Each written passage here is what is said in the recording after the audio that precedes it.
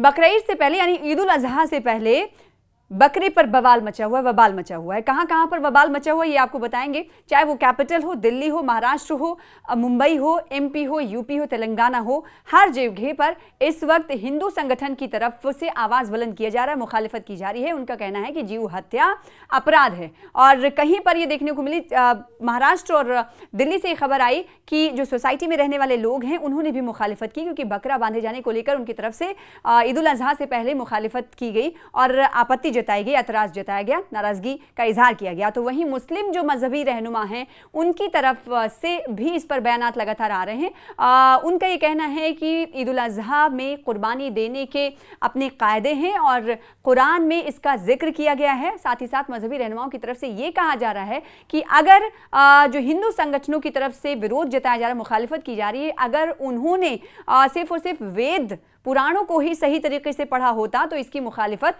वो नहीं करते।